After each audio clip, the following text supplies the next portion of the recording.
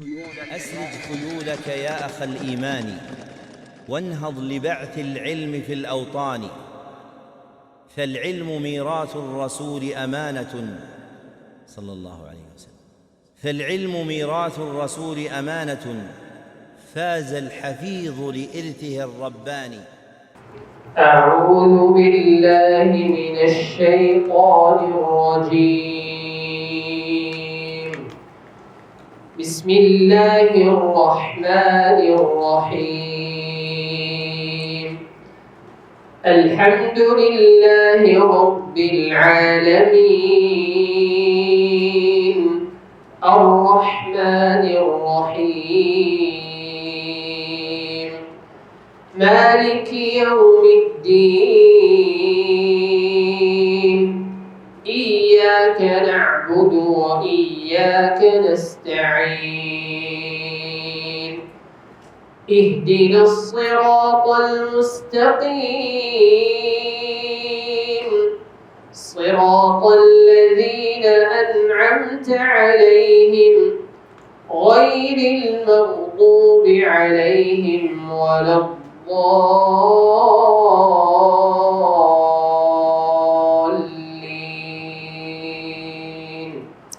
آمين.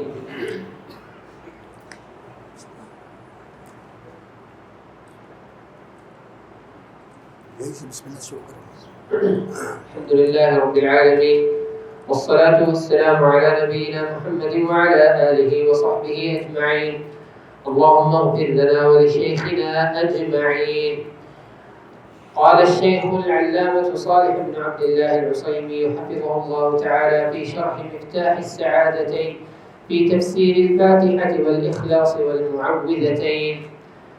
بسم الله الرحمن الرحيم. الحمد لله رب العالمين وصلى الله وسلم على عبده ورسوله محمد خاتم النبيين وعلى آله وصحبه أجمعين. أما بعد، فهذا مفتاح السعادتين في تفسير الفاتحة والإخلاص والمعوذتين، لأنهن من أوجز القرآن مبنى وأجله معنى مع ظهور فضلها وعظم قدرها. قال الشارح وفقه الله: ابتدأ المصنف وفقه الله كتابه بالبسملة، ثم أردفها الحمد له، ثم ثلث بالصلاة والسلام على عبد الله ورسوله محمد خاتم النبيين وعلى آله وصحبه أجمعين. وهؤلاء الثلاث من آداب التصنيف اتفاقا، فمن صنف كتابا استحب له أن يستفتحه بهن. ثم ذكر أن هذه النبذة التي بأيديكم هي مفتاح السعادتين في تفسير الفاتحة والإخلاص والمعوذتين. وهذه الجملة تشتمل على أمرين: أحدهما بين ظاهر وهو الإعلام باسم الكتاب وأنه مشتمل على تفسير السور الأربع المذكورة، والآخر لطيف خفي وهو الإعلام بأن معرفة هؤلاء السور خاصة والقرآن عامة من الأبواب التي تؤدي للسعادتين. والسعادتان إذا أطلق ذكرهما فالمراد بهما سعادة الدنيا والآخرة. ومن امتلأ قلبه بالقرآن فهما وعلما وعملا وقبولا وانقيادا دله القرآن إلى الجنة فكان إمامه وقائده إليها، جعلنا الله وإياكم من أهلها. ثم ذكر المصنف موجب اقتصاره على السور الأربع، وهو في قوله: لأنهن من أوجز القرآن مبنى وأجله معنى مع ظهور فضلها وعظم قدرها. السور المذكورات موصوفات بأربع صفات. فالصفة الأولى وجازة مبانيها أي قلة حروفها، فهي معدودة من السور القصار. والصفة الثانية جلالة معانيها، فالمعاني المقررة في السور الأربع من أصول الإسلام وقواعده العظام. والصفة الثالثة أن هذه السور ظاهرة الفضل لما روي عن النبي صلى الله عليه وسلم من الأحاديث في فضلها، وهي أكثر سور القرآن التي صح فيها فضائل. والصفة الرابعة عظم قدرها، فهي مرفوعة المقام عالية الرتبة لما تقدم من الصفات الثلاث المذكورة قبل، فمجموع تلك الصفات كله مستكن في عظمة قدرها. فإن وجازة مبانيها وجلالة معانيها وعظم فضلها تؤدي إلى إعلاء قدرها ورفع رتبتها. إن الحمد لله نحمده ونستعينه ونستغفره ونعوذ بالله من شرور أنفسنا وسيئات أعمالنا من يهده الله فلا مضل له ومن يضلل فلا هادي له وأشهد أن لا إله إلا الله وحده لا شريك له وأشهد أن محمدا عبده ورسوله. أما بعد فإن خير الحديث كتاب الله وخير الهدي هدي محمد صلى الله عليه وسلم وشر الأمور محدثاتها وكل محدثة بدعة وكل بدعة ضلالة وكل ضلالة في النار. قابل احترام لائق تکریم فضیلت مآب علماء کرام اور عزیز القدر طالبین علوم نبوت حضرات و خواتین، قرآن مجید کی یہ 4 صورتیں جو ابتدائی صورت ہے سورۃ الفاتحہ اور جو آخری 3 صورتیں ہیں سورۃ الاخلاص اور سورۃ الفلق اور سورۃ الناس، یہ اپنے معانی اور مطالب اور فضیلت اور شرف کے اعتبار سے بہت ہی اہم ہیں اور ان کا رسول اکرم صلی اللہ علیہ وسلم نے بڑے اہتمام کے ساتھ بتائی. حضرت ابو سعید المعلیٰ کو بھی آپ صلی اللہ علیہ وسلم نے سورہ فاتحہ تعلیم فرمائی اور فرمایا کہ میں تمہیں بہت عظیم صورت جو ہے وہ سکھاؤں گا، بتاؤں گا. تو نبی صلی اللہ علیہ وسلم کے ساتھ چلتے جا رہے تھے تو پھر رسول اکرم صلی اللہ علیہ وسلم نے انہیں بتایا کہ یہ فاتحۃ الکتاب جو ہے یہ عظیم ترین صورت ہے. اور حدیث میں آتا ہے کہ رسول اکرم صلی اللہ علیہ وسلم نے فرمایا اس جیسی صورت تورات، زبور اور انجیل میں نازل نہیں ہوئی. یہ قرآن مجید کے اندر اللہ رب العزت نے خاص طور پر یہ اس امت کو یہ نعمت عطا فرمائی ہے. اور بھی بہت ساری احادیث ہیں جو اس کے فضائل کے اندر وارد ہوئی ہیں، لیکن اس کی جو بہت ہی زیادہ بڑی اہمیت ہے وہ یہ کہ رسول اکرم صلی اللہ علیہ وسلم نے ہر نماز کے اندر پڑھنے کا آپ صلی اللہ علیہ وسلم نے ارشاد فرمایا ہے. لا صلاۃ لمن لم یقرأ بفاتحۃ الکتاب. فاتحۃ الکتاب بھی کہا ہے اس کو اور ام الکتاب بھی کہا ہے اور ام القرآن بھی کہا جاتا ہے. تو یہ ایک ایسی صورت ہے کہ جس کے اندر انسان اپنے رب کے ساتھ براہ راست مخاطب ہوتا ہے، اللہ کے ساتھ کلام کرتا ہے. اور اللہ رب العزت جو انسان نماز کے اندر اللہ سے ہم کلام ہوتا ہے تو رسول اکرم صلی اللہ علیہ وسلم نے اس کے بارے میں فرمایا ہے اذا صلی احدکم فانما یناجی ربہ. جب تم میں سے کوئی نماز پڑھتا ہے تو وہ اپنے رب سے مناجات کرتا ہے. مناجات کیا ہوتا ہے؟ سرگوشی کرنا، قریب ہو کے اپنی بات کہنا، کہ جس میں آپ اور جس سے آپ بات کر رہے ہیں اس کے درمیان کوئی اور حائل نہیں ہوتا اور بہت ہی قربت ہوتی ہے. تو فرمایا فَلْيَنْظُرْ بِمَا يُنَاجِي. اسے جاننا چاہیے، سمجھنا چاہیے، دیکھنا چاہیے کہ وہ کیا کہہ رہا ہے اللہ رب العزت. اور اس کے بارے میں تو خاص طور پر رسول اکرم صلی اللہ علیہ وسلم نے وہ قدسی حدیث بیان فرمائی ہے کہ اللہ رب العزت ایک ایک جو اس کا ایک ایک آیت ہے اس کا جواب دیتے ہیں. اور یہ قبولیت دعا کے لیے بہت ہی زیادہ مؤثر صورت ہے. اس کے ساتھ اللہ رب العزت سے دعا کی جاتی ہے، اللہ تعالیٰ وہ قبول فرما لیتے ہیں. تو ہمارے محترم مصنف فضیلت الشیخ صالح بن عبداللہ بن حمد الحسینی یہ سعودی عرب کے کبار علماء میں سے ہیں، تو انہوں نے ان 3 صورتوں کی جو شرح ہے وہ اس طرح اپنے شاگردوں کے سامنے بیان فرمائی ہے۔ اور علماء ایسا بھی کرتے تھے کہ بعض اوقات وہ کتاب لکھ دیتے تھے اور وہ لکھی ہوئی کتاب وہ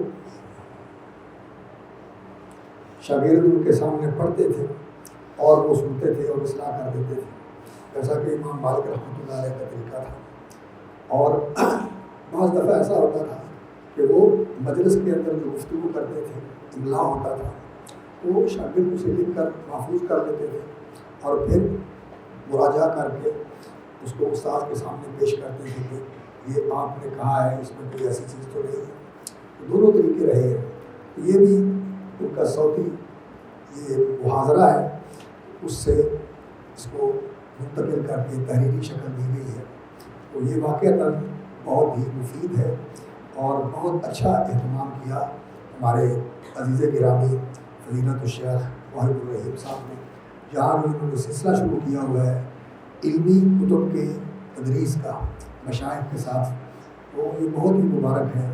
لیکن میں تو ایک طالب علم ہوں، ادنا طالب علم، تو ان کا حسن ظن ہے، انہوں نے مجھے یہ کہا کہ آپ اس درس میں شریک ہو جائیں، تو میں تو آپ جیسا طالب علم ہوں، ایک دوسرے کے ساتھ مل کر یہ جو کچھ کتاب میں کہا گیا ہے اس کو سمجھنے کی کوشش کریں۔ تو جیسا کہ آپ نے سنا کہ یہ مفتاح السعادتین، اس کتاب کا نام انہوں نے رکھا ہے یا اس مجموعے کا نام رکھا ہے انہوں نے مفتاح السعادتین، اور سعادت اور اس کے جو ضد ہے وہ شقاوت ہوتی ہے۔ تو قرآن مجید میں اللہ رب العزت نے سعادت کا ذکر فرمایا ہے، فَأَمَّا الَّذِينَ سُعِدُوا فِي الْجَنَّةِ خَالِدِينَ فِيهَا مَا دَامَتِ السَّمَاوَاتُ وَالْأَرْضُ إِلَّا مَا شَاءَ رَبُّكَ عَطَاءً غَيْرَ مَجْزُوزٍ۔ جو مسعود ہو گئے، سعادت مند ہو گئے، خوش بخت اور نصیب والے ہوں گے، تو ان کو اللہ رب العزت آخرت میں جنت دے گا، فِي الْجَنَّةِ خَالِدِينَ فِيهَا، ہمیشہ ہمیشہ جنت میں رہیں گے۔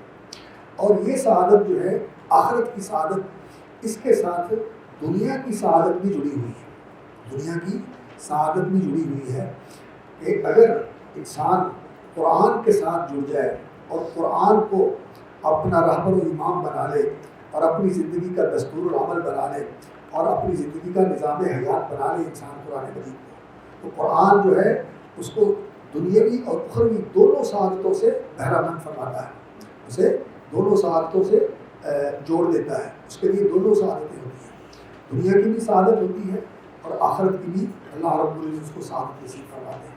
اور جو قرآن سے دور ہوتا ہے، من اعرض عن ذکری فإن له معیشة ضنکا فإن له معیشة ضنکا ونحشره یوم القیامة اعمى، تو جو قرآن مجید سے دور ہوتا ہے تو اس کو شقاوت، بدبختی اور بدنصیبی ملتی ہے، دنیا کے اندر بھی اللہ تعالیٰ اس کی زندگی کو تنگ کر دیتا ہے اور آخرت میں بھی وہ اندھا ہو کے اٹھے گا۔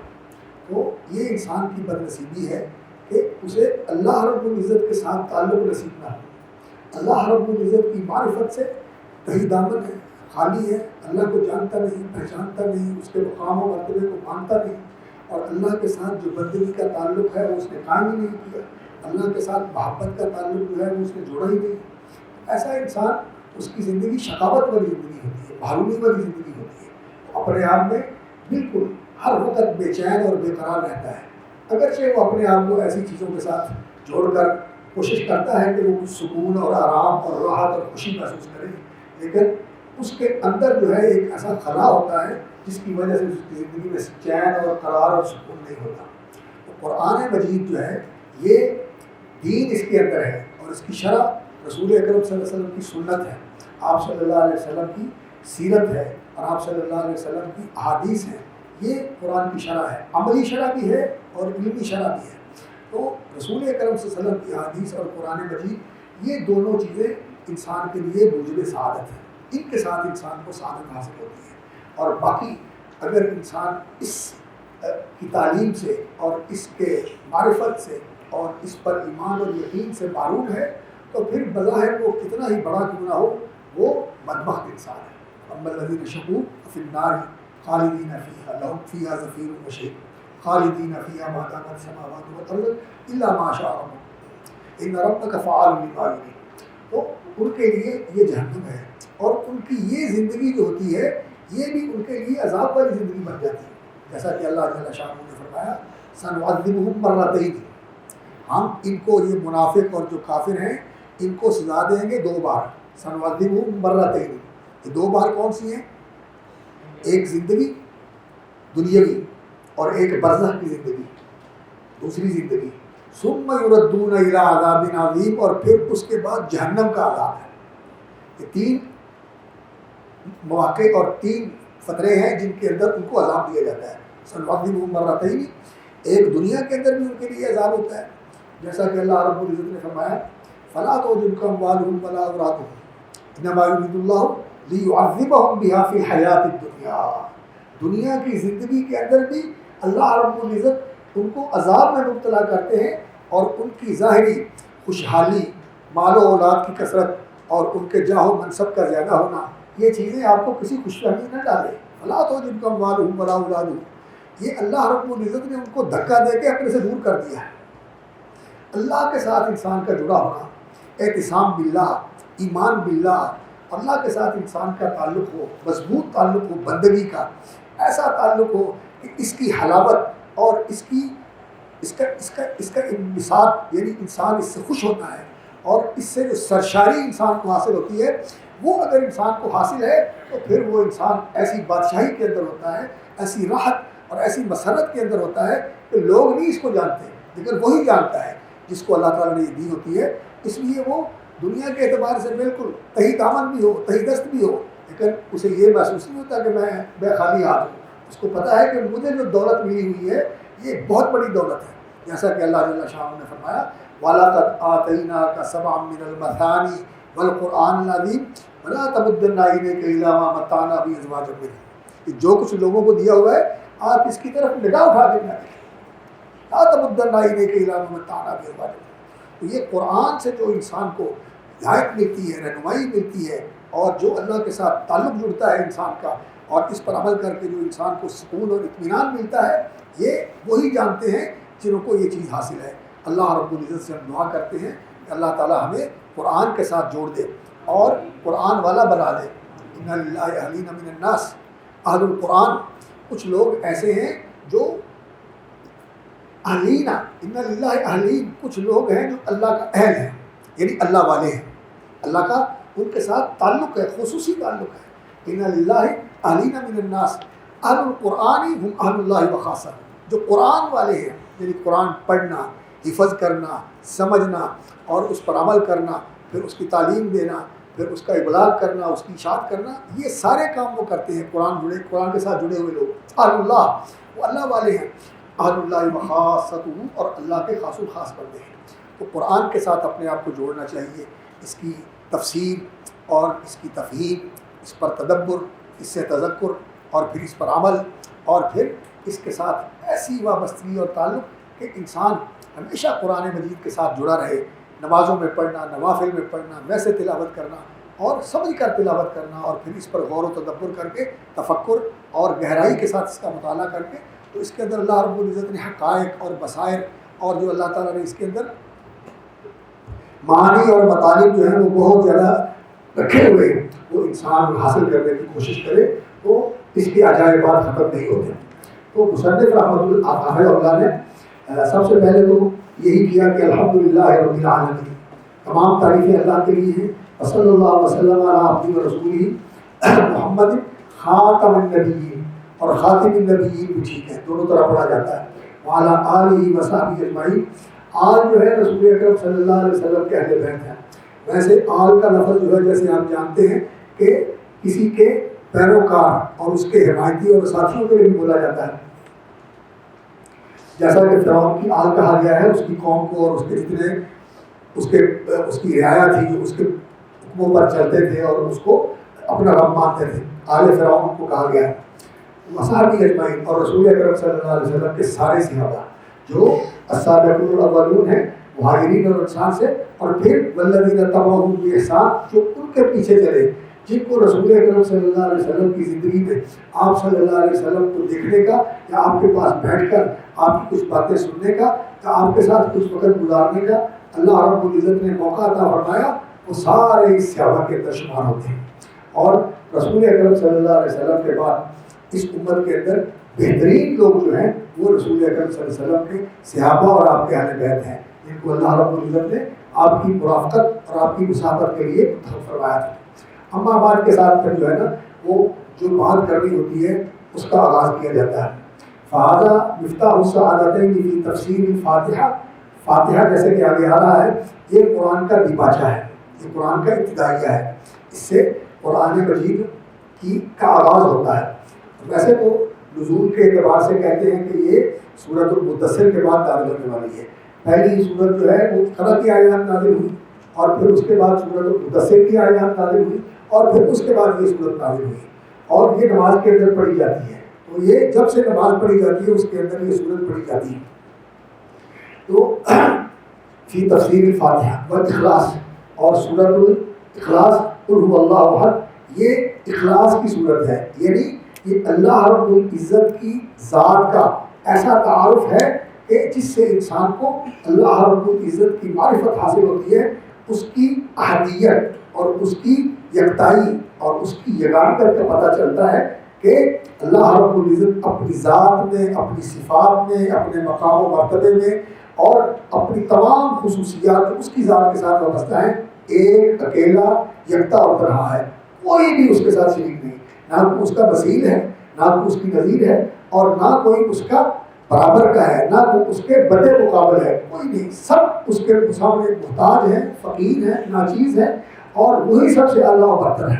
اور پھر جو انسان کی بہت بڑی ضرورت ہے کہ انسان کو کسی سہارے کی ضرورت ہے، انسان کمزور ہے، اس سہارے کے بغیر نہیں انسان رہ سکتا، تو سب سے سچا اور سب سے پکا اور مضبوط سہارا کس کا ہے؟ اللہ کا۔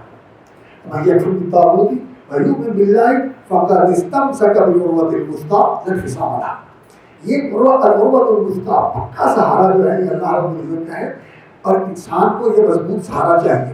اور مضبوط سہارا کن کے پاس ہے؟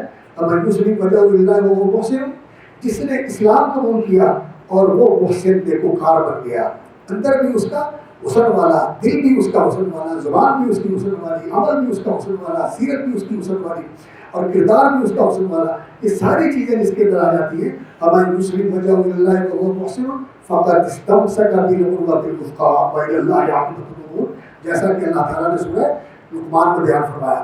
تو یہ انسان کی ضرورت ہے کہ اسے کوئی سہارا چاہیے، اور سہارا کیا ہے؟ اللہ رب العزت۔ اور اس دنیا کے اندر بہت زیادہ ایسی چیزیں ہیں جو انسان کے لیے ضرر رساں ہو سکتی ہیں، تکلیف دہ ہو سکتی ہیں، جن سے انسان کو اذیت یا مسرت کا اندیشہ ہوتا ہے کہ مجھے تکلیف پہنچے گی یا مجھے نقصان پہنچے گا۔ تو انسان اپنے آپ کو کسی ایسی ہستی کے ساتھ جوڑنا چاہتا ہے کہ جو انسان کی حفاظت کرے، جو انسان کو تحفظ دے، جو انسان کی نگہبانی کرے اور انسان کو اپنی پناہ میں رکھے، کہ پھر جتنی بھی ایسی چیزیں ہیں جو انسان کے لیے ضرر رساں اور اذیت کا باعث بننے والی ہو سکتی ہیں، اور وہ اس سے اللہ تعالیٰ بچا لے۔ تو اللہ رب العزت سے پھر یہ تحفظ کے لیے، استعاذہ کے لیے دو صورتیں اللہ تعالیٰ نے تعلیم فرمائی ہیں، اور ان کے ذریعے جب انسان اللہ سے دعا کرتا ہے تو اللہ تعالیٰ پھر اس کو اپنی پناہ میں لے لیتے ہیں، اور اس جیسی اور کوئی دعا نہیں ہے۔ ویسے رسول اکرم صلی اللہ علیہ وسلم سے تحفظ کی بہت ساری دعائیں منقول ہیں۔ امام نسائی رحمۃ اللہ علیہ نے اپنی سنن المجتبیٰ کے اندر کتاب التحفظ جو ہے وہ اسی لیے ذکر کیا ہے کہ نبی صلی اللہ علیہ وسلم نے کن کن چیزوں سے اللہ رب العزت کی پناہ طلب کی ہے، اللہ سے پناہ طلب کی ہے، کن کن چیزوں سے، وہ سارا انہوں نے بیان کیا ہوا ہے۔ تو پھر معوذتین ہیں لأنہن من اوجز القرآن مبنا اجلہ معنی، قرآن مجید کے یہ ایسی صورتیں ہیں جو مختصر ترین ہیں، جیسا کہ سورۃ الفاتحہ کی 7 آیتیں ہیں، سورۃ الاخلاص کی 4 آیتیں ہیں، اور سورۃ الفلق کی 5 آیتیں ہیں، اور سورۃ الناس کی 6 آیتیں ہیں۔ تو یہ چھوٹی صورتیں ہیں، اگرچہ سورۃ الکوثر جو ہے وہ ان سے بھی چھوٹی ہے، اور سورۃ العصر بھی چھوٹی ہے، لیکن اسی لیے کہا من اوجزی، یعنی یہ قرآن مجید کی جو مختصر ترین صورتیں ہیں ان میں سے ایک ہے۔ اور بالکل جو مختصر ہے وہ تو آپ جانتے ہیں کہ سورۃ الکوثر ہے، اس کی 3 آیتیں، اور اسی طرح والعصر بھی چھوٹی صورت ہے. تو من اوجز کہا، یہ نہیں کہا کہ سب سے اوجز ہے، من اوجز کہا کہ ان میں سے یہ 4 صورتیں ہیں جو قرآن مجید کی مختصر صورتیں ہیں. ایجاز کا معنی ہوتا ہے کسی چیز کو مختصر کر دینا، اوجز کہ اس کو ذرا مختصر کیجیے. اور اس کے مقابلے میں کیا ہوتا ہے؟ اسحاب اور تطویل، کسی چیز کو بڑھا دینا اور اس کے اندر اضافہ کر دینا اور اس کو لمبا کر دینا. تو کہتے ہیں کہ مبنا کے لحاظ سے یعنی الفاظ اور جملوں کے لحاظ سے یہ مختصر صورتیں ہیں. وہ اجل ہی معنی، جلیل جو ہے بڑے کو کہتے ہیں، جلیل ذوالجلال بڑائی والا ہے، عظمت والا ہے، تو جلیل کہا جاتا ہے بڑے کو. اور اس کے مقابلے میں کیا ہوتا ہے؟ حقیر، کہ وہ کمتر ہے، نیچ ہے. معنی کے لحاظ سے یہ بہت اونچی صورتیں ہیں، کیونکہ پہلی صورت جو ہے اس کے اندر اللہ رب العزت کی تعریف ہے اور اللہ کے ساتھ عہد و پیمان کی توثیق ہے. اللہ رب العزت کے ساتھ جو انسان عہد کرتا ہے وہ اس کے اندر بیان کیا گیا ہے. پھر جو انسان کی سب سے بڑی ضرورت ہے کہ اس کی رہنمائی کی جائے اور اس راستے کے اوپر اس کو رہنمائی دینے کے بعد اس کو اپنی خاص مدد اور حمایت اور تائید کے ساتھ اس راستے پر چلنے والا بنا دے. تو یہ انسان کی سب سے بڑی ضرورت ہے. راہ راست پہ رہے، اس کو راستہ بتایا بھی جائے اور اس کی حفاظت کرتے ہوئے اس کے لیے تیسیر اور توفیق کا اہتمام کرتے ہوئے اس کا راستہ آسان کر دیا جائے. تو یہ دعا ہے ان صورتوں کے اس صورت کے اندر، یہ سب سے بڑی ضرورت ہے. اس لیے قرآن مجید کا مقدمہ ہے اور سارے قرآن مجید کا جو نچوڑ اور خلاصہ ہے وہ اس صورت کے اندر آ گیا. وہ وعظہ بقدرہا معذور فضلہا وعظہ بقدرہا، ان کے اندر فضیلتیں آئی ہیں بہت زیادہ. وہ فضائل کی جو کتابیں ہیں قرآن مجید کے فضائل کی، وہ کیا نام ہے ان کا، وہ جو زہرادی ہیں، زہرادی صاحب کا کیا نام ہے؟ موسوعۃ فضائل قرآن. زہرادی جو ہے نا وہ ان کا موسوعہ ہے، موسوعۃ فضائل سورہ القرآن. اس کے اندر انہوں نے ساری صورتوں کی جو فضیلت کے اندر صحیح حدیث آئی ہے نا وہ انہوں نے جمع کی ہوئی ہے. باقی جو کتابوں کے اندر بیان کی جاتی ہے مثلا کشاف میں ہے یا اور دوسری کتابوں میں ہے، البسیط اور البسیط وغیرہ کے اندر وہ صحیح حدیثیں نہیں ہیں. سورہ بقرہ کے اندر بہت سورہ بقرہ کے متعلق فضیلت آئی ہے، آل عمران کے متعلق فضیلت آئی ہے، سورۃ الملک کے متعلق فضیلت آئی ہے. لیکن سورۃ اخلاص اور سورۃ المعوذتین فلق والناس کے لیے خاص طور پر نبی صلی اللہ علیہ وسلم نے بہت فضائل کا ذکر فرمایا. قال الشارح وفقہ اللہ، اوپر والا ایک متن تھا اور یہ اس کی شرح ہے. تو فرماتے ہیں کہ انہوں نے ابتداء المصنف وفقہ اللہ کتابہ بالمسبرہ ثم اردفہ الحمدللہ. یہ جو ہے نا فعل بناتے اس طرح، حوقلہ لا حول ولا قوۃ الا باللہ، حللہ لا الہ الا اللہ پڑھنا اور بسملہ بسم اللہ پڑھنا، یہ صناعی فعل ہے. اس کلمے سے یہ فعل بنا لیا گیا ہے. اور اسی طرح حمدللہ الحمدللہ کہنا، اور اس طرح کے اور بھی جو الفاظ ہیں نا وہ بنا لیتے ہیں عربی کے اندر، اور عربی کی یہ خصوصیت ہے. تو کہتے ہیں کہ ثم صلی بالصلاۃ، پھر رسول اکرم صلی اللہ علیہ وسلم پر انہوں نے صلاۃ پڑھی ہے کہ صلی اللہ وسلم علی عبدہ و رسولہ محمد. کہ صلاۃ جو ہے رسول اکرم صلی اللہ علیہ وسلم پر پڑھی ہے، اللہ نے اس کا حکم دیا ہے یا ایھا الذین آمنوا صلوا علیہ وسلموا تسلیما. اور صلاۃ کے معنی میں عام طور پر لوگ کر دیتے ہیں اس کا معنی کہ صلاۃ کا معنی رحمت ہے، لیکن یہ بات صحیح نہیں ہے. اللہ جل شانہ نے کیا فرمایا؟ اولئک علیہم صلوات من ربہم ورحمہ. رحمت کا الگ ذکر کیا ہے اور صلوات کا الگ ذکر کیا ہے. اس لیے ابو عالیہ جو بہت بڑے مفسر ہیں، امام بخاری رحمۃ اللہ علیہ نے ان کا ایک قول ذکر کیا ہے صحیح بخاری کے اندر کہ اللہ کی صلاۃ یہ ہوتی ہے کہ اللہ رب العزت نبی صلی اللہ علیہ وسلم کا ذکر کرتے ہیں اپنے درباری فرشتوں کے سامنے، تذکرہ کرتے ہیں ان کی تعریف کر کے، ان کی تعریف کر کے، اور ان کا شان اور مقام بڑھاتے ہیں اور ان کے دین کی حفاظت کرتے ہیں. اور آپ صلی اللہ علیہ وسلم کا ہر لمحے جو ہے وہ درجہ بلند ہو رہا ہے، ہر لمحے درجہ بلند ہو رہا ہے. جتنے صلاۃ پڑھنے والے ہیں، جتنے نیکیاں کرنے والے ہیں، جتنی ان کو نیکیاں ملتی ہیں اور جتنا اجر و ثواب ان کو ملتا ہے، وہ سارے کا سارا ہر وقت رسول اکرم صلی اللہ علیہ وسلم کے نام عمل میں لکھا جا رہا ہے اور آپ کا مقام بلند ہوتا جا رہا ہے. آپ کو اللہ تعالیٰ شان عظیم عطا فرماتا ہے. تو صلاۃ جو ہے نا اللہ کی ثنا ہے اور اللہ رب العزت کا آپ صلی اللہ علیہ وسلم کے مقام اور مرتبے کو بلند کرنا ہے. اور آپ کی شریعت کی حفاظت کرنا ہے، یہ ساری چیزیں اس صلاۃ کے اندر آتی ہیں۔ تو یہ صلاۃ جو ہے رسول اکرم صلی اللہ علیہ وسلم پر پڑھی جاتی ہے، اور اللہ رب العزت جو ہے وہ ان لوگوں پر بھی صلاۃ بھیجتے ہیں، یا ایھا الذین آمنوا اذکروا اللہ ذکرا کثیرا وسبحوہ بکرۃ وأصیلا والذی یصلی علیکم وملائکتہ والذی یصلی علیکم وملائکتہ۔ اللہ ان لوگوں کے اوپر بھی صلاۃ بھیجتا ہے جو اللہ کا ذکر کرتے ہیں، اور یہ جو اہل علم ہے، علماء ہیں، حفاظ ہیں، حدیث پڑھنے والے ہیں، دین پڑھنے والے ہیں، یہ دین، حدیث اور سنت اور نبی صلی اللہ علیہ وسلم کی سیرت اور قرآن مجید کی شرح و تفسیر کے متعلق جو کچھ لکھا گیا ہے یہ سارا اللہ کا ذکر ہے۔ یہ علم جو ہے وحی کا علم، یہ سب اللہ کا ذکر ہے، اس میں اللہ کا نام آتا ہے، اللہ کی طرف سے یہ چیزیں ہماری رہنمائی کے لیے، ہماری ہدایت کے لیے، ہماری زندگی کو پرسکون بنانے کے لیے اللہ رب العزت نے عطا فرمائی ہے۔ تو یہ ذکر ہے اللہ رب العزت کا، اذکروا اللہ ذکرا کثیرا وسبحوہ بکرۃ وأصیلا والذی یصلی علیکم وملائکتہ لیخرجکم من الظلمات الی النور وکان بالمؤمنین رحیما۔ تو دوسروں کے لیے بھی اس کی دعا کی جا سکتی ہے، لیکن خاص طور پر یہ انبیاء کے لیے مخصوص ہوتا ہے کہ صلی اللہ علیہ وسلم ان کے لیے بتائیں تو کہہ سکتا ہے۔ نبی صلی اللہ علیہ وسلم نے فرمایا اللہم صلی علی آل ابی اوفا، اللہ صدقہ لے کے آئے تھے تو نبی صلی اللہ علیہ وسلم کو اللہ نے فرمایا خذ من اموالہم صدقۃ تطہرھم وتزکیہم بہا وصلی علیہم، ان کا صدقہ قبول کر لو اور ان کے لیے اللہ تعالیٰ سے صلاۃ کی دعا کریں کہ اللہ تعالیٰ ان پر اپنی صلاۃ نازل فرمائے۔ صلی اللہ علیہ وسلم اس کے بعد پھر جو کہتے ہیں کہ معیزہ میں قدریہ، کہ یہ صورتیں جو ہے نا ان کی قدر و منزلت بہت زیادہ اونچی ہے۔ تو فرمایا ثم ذکر وہؤلاء الثلاث، یعنی اللہ کی حمد و ثنا، بسم اللہ، حمد و ثنا اور صلاۃ و سلام، یہ تینوں چیزیں من آداب التصنیف اتفاقا، یہ کتاب لکھنے وقت جو ہے انسان کو ان کا اہتمام کرنا چاہیے۔ اگر لکھ بھی دے اور پڑھ بھی لے تو بہت اچھی بات ہے، اور اگر صرف پڑھ بھی لے تو تب بھی ایسا ہو جاتا ہے۔ حدیث کی بہت ساری کتابیں ہیں کہ جہاں یہ چیز نہیں ہے، جیسے امام بخاری رحمۃ اللہ علیہ کی کتاب ہے، وہاں یہ ضائع نہیں ہے کہ انہوں نے بسم اللہ اور الحمد للہ وغیرہ پہلے پڑھ لیا ہوگا۔ تو کہتے ہیں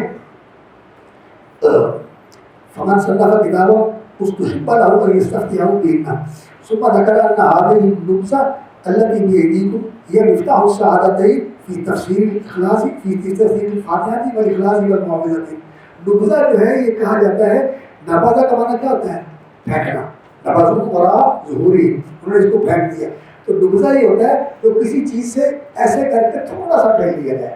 نبذہ اتباذہ کا معنی کیا ہوتا ہے؟ اس میں سے لے لیا۔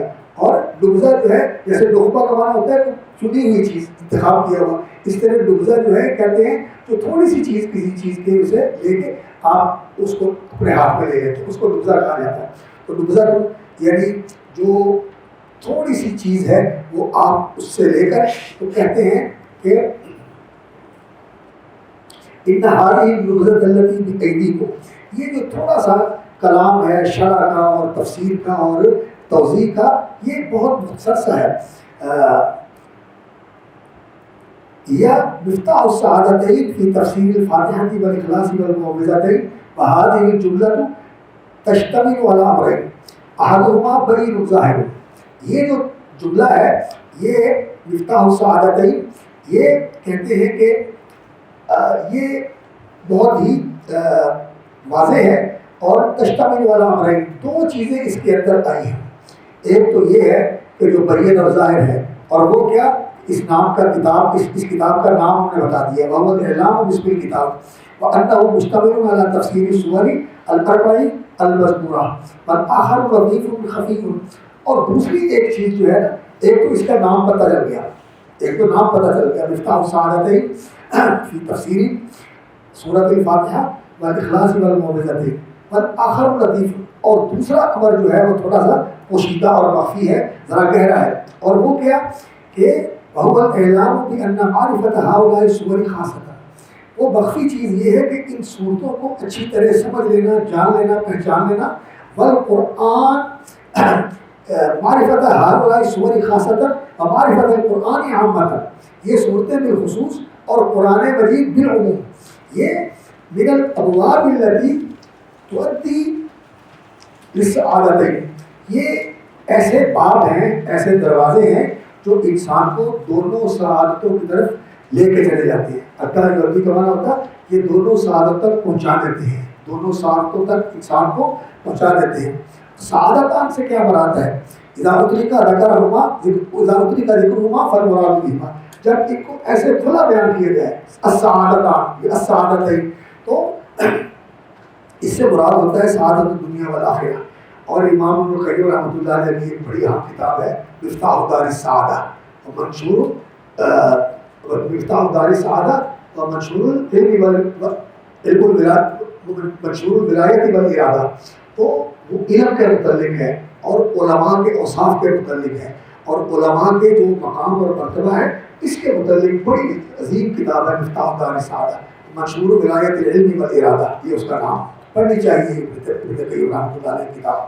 امر ابتلا قلبہ بالقرآن فہما, جس نے اپنے دل کو بھر دیا یعنی اس کے دل و دماغ میں قرآن مجید سما گیا. فہما سمجھ کر, علم جان کر. ایک تو انسان کسی چیز کو سمجھتا ہے اور پھر اس کو اپنے اندر جذب کر لیتا ہے اور پھر اس کے مطابق یقین بنا لیتا ہے. علم کے اندر یہ چیزیں آتی ہیں, معرفت اور سمجھنا اور پھر اس کو اندر اتارنا دل و دماغ کے اندر اور پھر اس کے ساتھ انسان کا یقین بن جائے, علم الیقین ہو جائے انسان کو. فہما وعلما وعملا, اور علم کے ساتھ پھر عمل ہونا چاہیے. اگر علم کے ساتھ عمل نہیں ہے تو پھر ایسا علم جو ہے وہ انسان کے خلاف اللہ تعالیٰ کی طرف سے حجت بن جاتا ہے. نعوذ باللہ من ذالک, اللہ تعالیٰ ہمیں ایسے علم سے بچائے. اللہم انا نعوذ بک من علم لا ينفع ومن قلب لا یخشع وقبولا وانقیادا, اور اس کو انسان دل و جان سے قبول کرتا ہے اپنی زندگی کے اندر. وانقیادا, انقادہ یا انقادہ کا معنی کیا ہوتا ہے؟ کسی کا فرما بردار ہو جانا. جیسا کہ وہ حدیث آتی ہے نا المومن کالجبل الانف, مومن جو ہوتا ہے وہ نکیل ڈلے ہوئے اونٹ کی طرح ہوتا ہے. اذا قیدا انقادا, اگر اس کو کھینچا جاتا ہے نکیل سے پکڑ کر تو وہ کھینچا چلا جاتا ہے. وَإِذَا أُبِيخَ إِلَىٰ عَلَىٰ صَخْرَةٍ اسْتَرَاحَ, اور اسے پتھریلی زمین چٹان کے اوپر بھی بٹھانے کے لیے کہا جائے کہ بیٹھ جاؤ, وہاں بیٹھ جاتا ہے. تو مومن ایسا منقاد ہوتا ہے, انقیاد. دلہ القرآن الی الجنت, تو قرآن مجید جو ہے وہ اس کو رہنمائی کرتا ہے. دلہ حق معنی کیا ہوتا ہے؟ دلہ یدلو, کسی کی رہنمائی کرنا, اس کو بتانا کہ یہ راستہ ہے, اس راستے پہ چلے جاؤ. فکانہ امامہ ہوں و قائدہ ہوئی رہا, تو وہ اس کا امام یعنی پیشوا اور اس کا رہنما بن جاتا ہے اور اس کو اس کی طرف پکڑ کے لے جاتا ہے. جیسا کہ حدیث میں آتا ہے رسول اللہ صلی اللہ علیہ وسلم نے فرمایا اللہ اکبر کہ یہ قرآن جو ہے من جعلہ امامہ امامہ, دونوں طرح پڑھا گیا ہے کہ جو قرآن کو اپنے سامنے رکھتا ہے یا قرآن کو اپنا پیشوا اور رہنما بنا دیتا ہے تو قادہ الی الجنہ, تو قرآن اس کو کھینچ کر جہنم میں جنت میں لے جائے گا. قادہ الی الجنہ, تو اس کو جنت کے اندر لے جائے گا, تو یہ اس کا قائد ہوگا جنت کی طرف. اللہ اکبر. ومن جعلہ وراء ظہرہ, اور جس نے قرآن کو پیٹھ پیچھے پھینک دیا, کھولا ہی نہیں, دیکھا ہی نہیں, جانا ہی نہیں, سمجھا ہی نہیں, تو ساقہ الی النار, تو پھر قرآن اس کو ہانک کے نعوذ باللہ جہنم کی طرف لے جاتا ہے. تو قرآن کے لیے ہم دعا کرتے ہیں اللہ رب العزت سے, اللہم اجعل القرآن العظیم لنا حجتا و برہانا و قائدا و اماما. اے اللہ قرآن کو ہمارے لیے حجت اور برہان بنا دے کہ اس کے مطابق ہماری زندگی گزرے, اور قرآن کو ہمارے لیے اور برہان اور امام بنا دے اور قائد بنا دے الی جنتی النعیم. تو فرماتے ہیں کہ فکانہ امامہ و قائدہ الیہ جعل اللہ و ایاکم من اہلیہ. ثم ذکر المصنف موجب اقتصار علی السور الاربع. یہ صرف 4 صورتیں انہوں نے کیوں منتخب کی ہیں؟ لأنهن من أوجد القرآن مغنا وأجله معنى مع ظهور فضلها وقلة قدرها. فالسور المذكورات موصوفات بأربع صفات. پہلی کیا ہے کہ ان کے الفاظ تھوڑے ہیں, کلمے تھوڑے ہیں, قلت حروفیہ. یہ قصار قرآن مجید کی صورتیں جو ہیں کچھ تو وہ ہیں جو کہ لمبی صورتیں ہیں, طوال ہیں, اور پھر کچھ مفصل ہیں, اور پھر کچھ صورتیں ایسی ہیں جو طوال مفصل اور اوساط المفصل اور پھر قصار المفصل. جو مفصل کا جز ہے قاف سے لے کر آخر تک, اس کے اندر کچھ طوال ہیں اور کچھ اوساط ہیں اور کچھ جو ہے وہ قصار ہیں. تو یہ قصار القرآن اس میں سے ہیں. یہ وہ صورتیں ہیں جو پچھلی صورتیں ہیں چھوٹی چھوٹی. بعض کہتے ہیں کہ یہ سورۃ الضحیٰ سے شروع ہوتی ہیں, اور بعض کہتے ہیں کہ یہ سورۃ طارق سے شروع ہوتی ہیں یا مطففین وغیرہ سے شروع ہوتی ہیں. وصفۃ الثانیۃ جلالۃ معانیها فالمعانی المقررۃ فی السور الاربع. قرآن مجید کے تمام معنی بڑے جلیل القدر ہیں. قرآن کوئی معمولی چیز نہیں ہے، یہ چھوٹی چیزیں نہیں ذکر کرتا. یہ اس کائنات کے جو بڑے بڑے حقائق ہیں اور انسان کی رہنمائی اور اس کی ضرورت کے لیے جو سب سے بنیادی چیزیں ہیں اللہ رب العزت نے قرآن مجید میں ذکر کی. قرآن یہ علم بھی ہے، یہ اصل علم ہے، یہ اصل معرفت ہے، یہ اصل سائنس ہے جو انسان کو انسان بنانے والی چیز ہے. یہ علم انسان سازی کا علم ہے اور یہ علم انسان کو ایسی بصیرت عطا کرتا ہے کہ جس سے انسان کو دنیا کی حقیقت نظر آ جاتی ہے اور چیزوں کی اصل قدر و قیمت انسان کو معلوم ہو جاتی ہے کہ کس کی کیا قیمت ہے. یہ وہ علم ہے اور اس کے اندر اللہ رب العزت نے پھر ایک ایسی کیفیت رکھی ہوئی ہے کہ اللہ اکبر یہ بہت ہی زیادہ بلند و مرتبہ ہے، یہ العظیم ہے اور یہ اللہ رب العزت کا کلام ہے. اور اس کے ساتھ پھر اللہ رب العزت بندوں کو بڑائیاں عطا کرتا ہے. ان اللہ یرفع بہذا الکتاب اقواما ویضع به آخرین. جو جڑ جاتے ہیں قرآن سے علما وتعلما وفہما وعملا تو ان کو اللہ تعالیٰ بلندیاں عطا کرتا ہے، اور جو اس کو چھوڑ دیتے ہیں ویضع به آخرین وہ نیچے چلے جاتے ہیں، انحطاط اور زوال کا شکار ہو جاتے ہیں. یہ اصول الاسلام و قواعد النظام، تو اس کے معنی اس لیے بہت بڑے بڑے ہیں کہ قرآن مجید جو ہے سارا ہی بہت جلیل القدر ہے. وصفۃ الثانیۃ جلالۃ معانیها وصفۃ الثالثۃ ان هذه سورۃ ظاہرۃ الفضل لما روی عن نبی صلی اللہ علیہ وسلم من الاحادیث المرضیہ. اور رابعہ کیا ہے؟ عظم قدرها وهي مرفوعۃ المقام عالیۃ الرتبہ. یہ قرآن مجید کا حصہ ہے اور قرآن مجید جو ہے یہ خود بھی بہت ہی عالی مرتبہ کتاب ہے، اور جو اس کے ساتھ جڑ جاتے ہیں اللہ رب العزت قرآن القرآن العظیم بھی ہے، اس کو عظمت بھی اللہ تعالیٰ نے عطا فرمائی ہے، یہ کریم بھی ہے، اس کو کرامت بھی اللہ رب العزت نے عطا فرمائی ہے، اور یہ عزیز بھی ہے. وَإِنَّهُ لَكِتَابٌ عزیز، عزت بھی اس کے اندر ہے، کرامت بھی اس کے اندر ہے، شرف بھی اس کے اندر ہے، عظمت بھی اس کے اندر ہے. اور جو اس کے ساتھ جڑتا ہے اللہ تعالیٰ وہ اس کو بھی عزت بھی عطا کر دیتے ہیں، عظمت بھی عطا کر دیتے ہیں، اور اللہ تعالیٰ اس کو بہت زیادہ بلندی اور عظمت کے ساتھ نواز دیتے ہیں. اذا قدرها فهي مرفوعة المقام عالية الرتبة لما تقدم من الصفات الثلاث المذكورة قبل فمجموع تلك الصفات كلها مستقل. استقرار کا کیا معنی ہوتا ہے؟ کسی چیز کا چھپا ہونا. کرنا یہ کلو کریم کنانہ کہا جاتا ہے جو کوئی چیز چھپی ہوئی ہو، اسی سے یہ لکھا ہوا استقرنا فی عظمت قدرها وإن وجالة مبانيها وجلالة معانيها وعظم فضلها تؤدي إلى أعلى اعلاء قدرها ورفع رتبتها. جو ان کے معنی اور مطالب ہیں اس سے ان کا مقام بلند ہوتا ہے، اور سب سے بڑا بلند مقام تو یہ ہے کہ اللہ کا کلام ہے، یہ اصل حدیث ہے، یہ اللہ کا کلام ہے، اور جس سے ساتھ نسبت ہو اسی کے اعتبار سے اس کے اندر عظمت آتی ہے.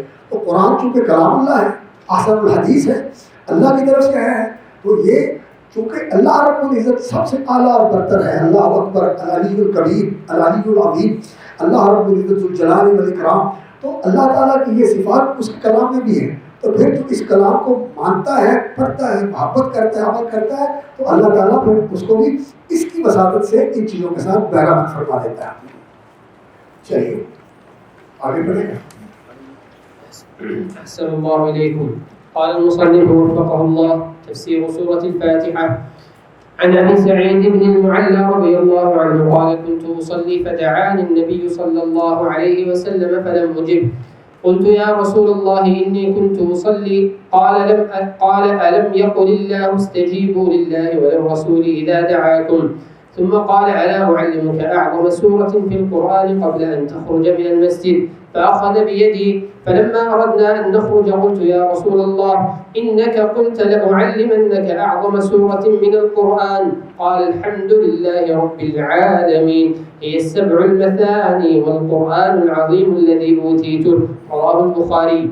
وعن أبي هريرة رضي الله عنه قال سمعت رسول الله صلى الله عليه وسلم يقول قال الله تعالى قسمت الصلاة بيني وبين عبدي نصفين ولعبدي ما سأل فإذا قال العبد الحمد لله رب العالمين قال الله تعالى حمدني عبدي وإذا قال الرحمن الرحيم قال الله تعالى أثنى علي عبدي وإذا قال مالك يوم الدين قال مجدني عبدي وقال مرة فوض إلي عبدي فإذا قال إياك نعبد وإياك نستعين قال هذا بيني وبين عبدي ولعبدي ما سأل فإذا قال اهدنا الصراط المستقيم صراط الذين أنعمت عليهم غير المغضوب عليهم ولا الضالين قال هذا لعبدي ولعبدي ما سأل رواه مسلم. یہ دونوں بخاری مسلم کی حدیث اس کی فضیلت کے اندر انہوں نے ذکر کی ہے اور اس کے اور بھی نام ہیں. شفا بھی اس کو کہا گیا ہے, کافیہ بھی اس کو کہا گیا ہے اور رسول اکرم صلی اللہ علیہ وسلم سے اس کے بارے میں یہ بھی معلوم ہے کہ یہ رقیہ ہے اور بہت مؤثر رقیہ ہے. یہ ایسا دم ہے جیسا کہ ابو سعید خدری رضی اللہ تعالیٰ عنہ کا ذکر کردہ معاملہ ہے کہ انہوں نے ایک سانپ اس کو ڈس گیا تھا اور وہ سردار تھا قبیلے کا, تو یہ صورت پڑھ کے انہوں نے دم کیا تو اللہ رب العزت نے اس کو شفا عطا فرما دی. اسی طرح ایک اور صحابی کا بھی واقعہ آتا ہے کہ انہوں نے ایک دیوانے کو جنہوں نے زنجیروں کے ساتھ اسے جھگڑا ہوا تھا, وہ اس طرح اس کا دماغ جو تھا وہ کام نہیں کرتا تھا, دیوانہ ہو گیا تھا, مجنون ہو گیا تھا, اس کو انہوں نے دم کیا اسی صورت کے ساتھ, تو اللہ تعالیٰ نے اس کو شفا کامل عطا فرما دی. تو ویسے قرآن سارا ہی شفا ہے, لیکن یہ صورت خاص طور پر اور پچھلی تینوں صورتیں یہ دم کرنے کے لیے بہت مؤثر ہیں. انسان کو اپنے آپ کو بھی دم کر لینا چاہیے اور دوسروں کو بھی دم کر دینا چاہیے. اس لیے کہ رسول اکرم صلی اللہ علیہ وسلم نے فرمایا ہے کہ جو کسی بھائی کو فائدہ پہنچا سکتا ہو تو اسے اس سے گریز نہیں کرنا چاہیے. باقی میرا حال ہے مفہوم آپ اچھی طرح سمجھ گئے ہیں. چلیے بسم اللہ الرحمن الرحیم. اچھا ایک بات یہاں میں عرض کر دوں, السبع المثانی کہ قرآن مجید کی یہ صورت یہ السبع المثانی رسول اکرم صلی اللہ علیہ وسلم نے فرمایا ہے کہ یہ ایسی صورت ہے کہ السبع المثانی اللہ رب العزت نے بالخصوص اس کا ذکر کر کے اپنا احسان بتایا ہے, امتنان فرمایا ہے. اللہ رب العزت نے اس کا احسان جتایا ہے. وَلَقَدْ آتَيْنَاكَ سَبْعًا مِنَ الْمَثَانِي. مثانی جو ہے مثنا کی جمع ہے, یعنی جو دہرائی گئی ہے. مثلا کس کو کہتے ہیں؟ دہرائی گئی چیز کو. مثنا دو دو, یعنی دو اور دو, تو یہ دہرائی رہتی ہے چونکہ اس لیے اس کو مثنا کہا جاتا ہے.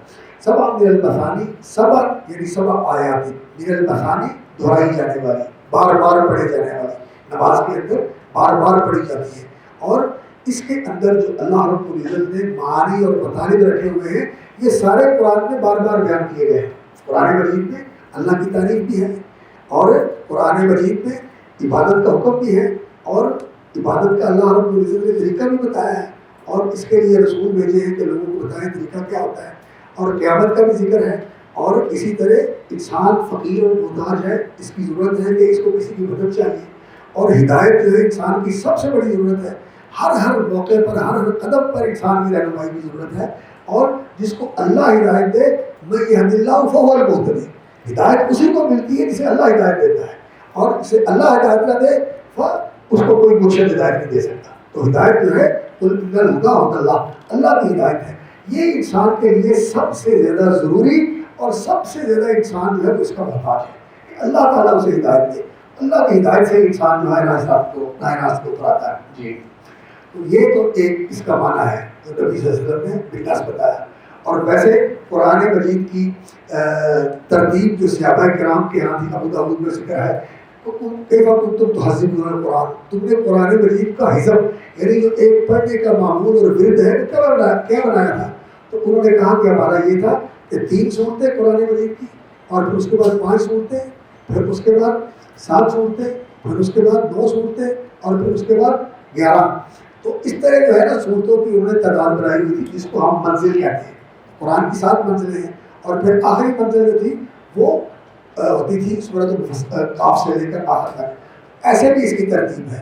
اور کچھ لوگوں نے قرآن مجید کے اوپر غور و تدبر کر کے قرآن مجید کی صورتوں کے گروپ بندی بھی کی ہوئی ہے, جیسے مولانا مینا اسلائی نے اور ان کے استاد مولانا الدین فرائی نے. تو وہ چیز بھی اس پہ نظر آتی ہے. اگر انسان گہری نظر کے ساتھ دیکھے تو سمجھ آتی ہے کہ یہ بھی قرآن کی جو ترتیب انہوں نے بتائی ہے, اس طرح قرآن صورتوں کے ساتھ اللہ تعالیٰ نے اس کو تقسیم کیا ہوا ہے, تو یہ بات بھی بنتی ہے. تو یہ ایسی ہے کہ یہ صورتیں ایک جوڑا ہوتی ہیں, یہ صورتیں جوڑا ہوتی ہیں. ایک صورت کیونکہ سورہ فاتحہ تو ایسی ہے کہ یہ دیباچہ ہے, یہ سب سے الگ ہے. باقی جو صورتیں ہیں وہ جوڑا ہے کہ ایک صورت کے ساتھ دوسری صورت جو ایسے جڑی ہوئی ہوتی ہے جس کے اندر آپس میں بڑا ارتباط اور بہت زیادہ ان کے اندر آپس میں تب اتصال ہوتا ہے. تو یہ چیز بھی قرآن مجید کے اندر موجود ہے. ایسی صورتیں تو ان ساری چیزوں کا جامع ہونا اور ان ساری چیزوں کا واقع ہونا یہ کوئی بعید نہیں ہے. یہ بھی ہے اور یہ بھی ہے اور یہ بھی ہے, یہ ساری چیزیں جمع ہو جاتی ہیں. جی. بسم الله الرحمن الرحيم. الحمد لله رب العالمين الرحمن الرحيم مالك يوم الدين. إياك نعبد وإياك نستعين. اهدنا الصراط المستقيم صراط الذين أنعمت عليهم غير المغضوب عليهم ولا الضالين. بسم الله. أقرأ القرآن. فمقصود المبسمل في فاتحة القراءة هو بسم الله الرحمن الرحيم أقرأ.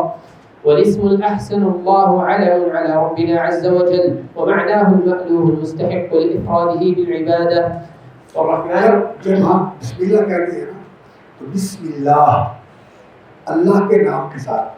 تو اللہ یہ اللہ جل شانہ کا ذاتی نام ہے اور اللہ رب العزت کے جتنے صفاتی نام ہیں جو اللہ نے اپنی ذات کے رکھے ہوئے ہیں وہ سارے اس بسم اللہ کے اندر آ جاتے ہیں. جب ہم بسم اللہ کہتے ہیں تو اللہ تعالیٰ کے سارے جو اسماء ہیں وہ اس کے اندر آ جاتے ہیں. اس لیے بسم اللہ کہہ کے کھانا کھانا, بسم اللہ کہہ کے سوار ہونا, بسم اللہ کہہ کے نکلنا, بسم اللہ کہہ کے داخل ہونا, بسم اللہ کہہ کے کپڑے اتارنا, بسم اللہ پڑھ کے کپڑے پہننا, تو یہ بسم اللہ جو ہے اس کے اندر سارے نام آ جاتے ہیں. تو بعض لوگ جو ہے کہتے ہیں بسم اللہ الرحمن الرحیم. جہاں بسم اللہ کہا گیا ہے نا اسی پر اکتفا کرنا چاہیے. کیوں؟ اس کے اندر سارے نام آ جاتے ہیں.